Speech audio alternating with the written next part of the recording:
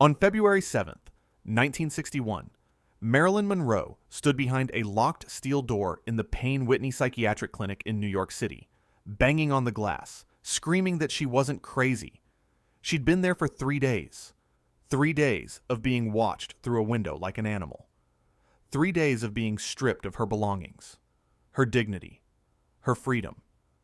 3 days of realizing that the people who were supposed to help her had locked her in a cell for the insane. And then the phone rang. It was Joe DiMaggio, her ex-husband, the man she'd divorced 7 years earlier, the man who'd never stopped loving her. And he said 5 words that changed everything. "I'm coming to get you." This is the true story of the night Hollywood's biggest star was trapped in a psychiatric prison, and the day a baseball hero stormed in like a soldier and broke her out. To understand how Marilyn Monroe ended up locked in a mental ward, you have to understand how broken she was by early 1961. Her marriage to playwright Arthur Miller had collapsed during the filming of The Misfits. The production had been hell, scorching desert heat, rewrites that tore her apart, a script that felt like Arthur was exposing her pain for the world to see. By the time filming wrapped, they were barely speaking. The divorce was finalized in January 1961. Marilyn was alone again, but it wasn't just the divorce. Marilyn was drowning. She couldn't sleep. She'd been dependent on barbiturates and sedatives for years. Pills to wake up, pills to calm down, pills to sleep, pills to function. Her body was wrecked. She'd recently had gallbladder surgery. She was exhausted, depressed, and terrified of being forgotten. At 34 years old, Marilyn Monroe, the biggest sex symbol in the world, felt used up and thrown away. In New York, she was seeing a psychoanalyst named Dr. Marianne Criss. Criss had been trying to help Marilyn for months, but she was losing control of the situation. Marilyn's pill use was spiraling. She was talking about suicide. She was barely eating. Criss made a decision. She told Marilyn she needed rest. Real rest. A few days in a quiet hospital where she could sleep, stabilize, and be safe. Marilyn agreed. She trusted Dr. Criss. She thought she was checking into a rest home, a spa, a place to recover. She had no idea she was walking into a prison. On February 4th, 1961, Marilyn Monroe was admitted to the Payne Whitney psychiatric clinic in New York. It wasn't a rest home. It wasn't a spa. It was a locked psychiatric ward for severely disturbed patients. And the moment Marilyn walked through those doors, everything changed. They took her belongings. They took her belt, her shoelaces, anything she could use to hurt herself. They put her in a room with barred windows and a heavy steel door. They told her she'd be observed. What they didn't tell her was that observed meant watched 24 hours a day through a window like she was a dangerous animal. Marilyn looked around the ward and saw other patients, people in severe psychotic states, people who were truly, deeply unwell. And she realized with horror, they think I'm one of them. She tried to explain. I'm not crazy. I'm just tired. I just need rest. But the more she protested, the more the staff interpreted it as proof that she was disturbed. That's how psychiatric wards worked in 1961. If you insisted you didn't belong there, they assumed you were in denial. If you stayed quiet, you were catatonic. There was no way to win. Marilyn wrote about it later in a 6-page letter to her psychiatrist, Dr. Ralph Greenson. She described the room as a cell. She said there was no empathy at Payne Whitney, no humanity. She said the experience had a very bad effect on her. She described being locked behind that steel door, watching through the barred window, feeling like she was being punished for being sad. And then she started to panic.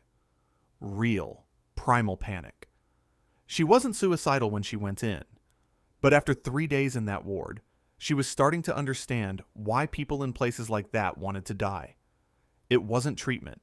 It was incarceration. She banged on the door. She yelled for help. According to some accounts, she grabbed a chair and smashed it against the glass window, trying to get someone, anyone, to listen to her. She wrote letters. She called people. She begged the staff to let her out. They refused. Finally, she managed to get word out to people who might help. She reached out to Lee and Paula Strasberg, her acting coaches, the closest thing she had to family. They tried, but they couldn't get through the red tape. She reached out to Dr. Greenson in California. He was alarmed, but he was on the other side of the country. And then, in desperation, Marilyn made one more call. To the one man who'd never wanted anything from her except her ex-husband, Joe DiMaggio. Joe and Marilyn had been divorced since 1954.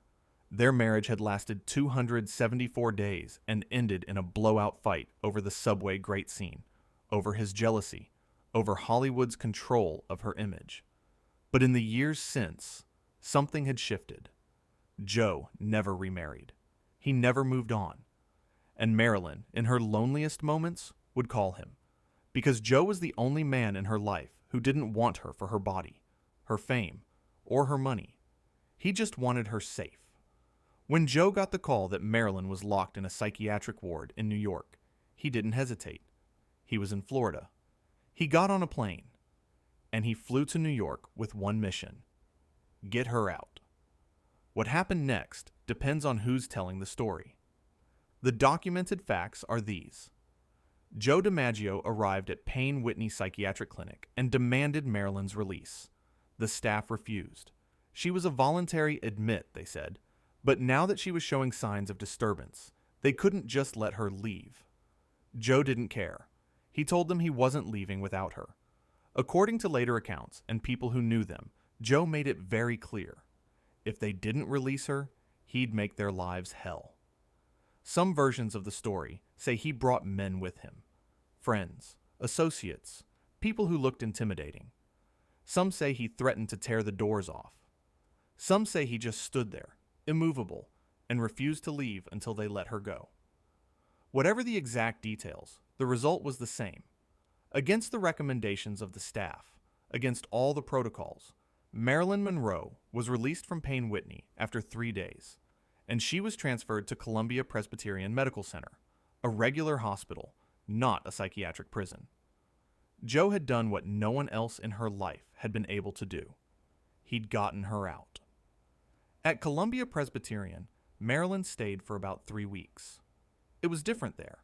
The staff treated her like a person, not a patient number. She had a private room. She could see visitors. She could sleep without being watched through a window. She started to recover, not from insanity, because she was never insane, but from exhaustion, from betrayal, from the trauma of being locked up like a criminal for the crime of being sad. While she was there, Marilyn wrote that 6-page letter to Dr. Greenson. In it, she described Payne Whitney in stark, haunting terms.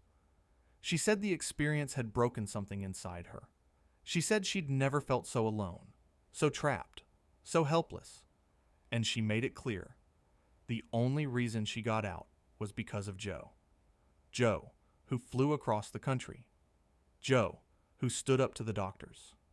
Joe, who refused to leave her there. Here's the part that makes the story even more heartbreaking. When Marilyn and Joe divorced in 1954, it was ugly.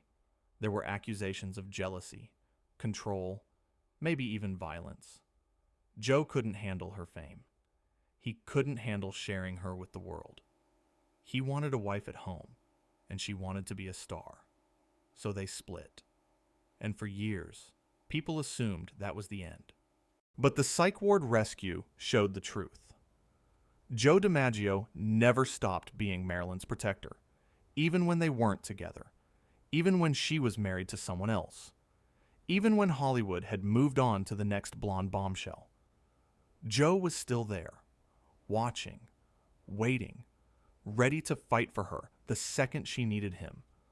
After Marilyn got out of Columbia Presbyterian, she and Joe grew closer again. There were rumors they might remarry. Friends said they talked about it seriously. Marilyn even told people that Joe was the only man who'd ever truly loved her. Not Marilyn Monroe, the movie star, but Norma Jean, the scared girl from foster homes who just wanted to be safe. But they never remarried. Maybe because Marilyn was too broken by then. Maybe because Joe knew that being with him meant giving up Hollywood, and she couldn't do that. Or maybe because some love stories aren't meant to have happy endings. They're just meant to show you what real love looks like when everything else falls apart. On August 5th, 1962, just over a year after Joe broke her out of Payne Whitney, Marilyn Monroe was found dead in her home in Los Angeles. Overdose. Prescription pills. She was 36 years old. The official cause was listed as probable suicide, though conspiracy theories have swirled ever since. But the pills that killed her were the same pills she'd been taking for years. The same pills the doctors kept prescribing. The same pills that everyone around her, agents, studios, hangers-on, ignored because a medicated Marilyn was easier to control than a healthy one. When the news broke, Joe DiMaggio took control. He arranged her funeral. He kept the Hollywood people away, the studio executives who'd worked her to death, the politicians who'd used her, the users and the leeches who'd sucked her dry and moved on. He made the funeral small, private, dignified, the way he'd always wanted her life to be. And then, for the next 20 years, Joe DiMaggio sent red roses to Marilyn's grave. Twice a week, every week, for 20 years. People asked him why. He never really answered, but friends said it was guilt. Guilt that he couldn't save her. Guilt that he'd gotten her out of the psych ward, but couldn't get her out of Hollywood. Guilt that the one time he'd broken down the doors and rescued her, it only bought her one more year. When Joe DiMaggio died in 1999, his attorney claimed his last words were, "I'll finally get to see Marilyn." Whether that's true or just a beautiful lie, it captures something real. Joe DiMaggio spent 37 years mourning a woman he was married to for 274 days. He spent 37 years sending roses to a grave. He spent 37 years knowing that the one woman he ever truly loved died alone, scared and broken, and that he couldn't stop it. The story of Marilyn locked in Payne Whitney isn't just about a rescue. It's about what happens when the people who are supposed to protect you, the doctors, the industry, the system, decide you're too much trouble. It's about being punished for being human, for being sad, for being tired, for needing help and instead getting a locked door and a barred window. And it's about the one man who saw through all of that, who didn't care about protocols or diagnoses or what the staff recommended, who just saw a woman he loved in a cage and said, "Not on my watch." Joe DiMaggio wasn't a perfect man. He was jealous. He was controlling. He couldn't handle her fame.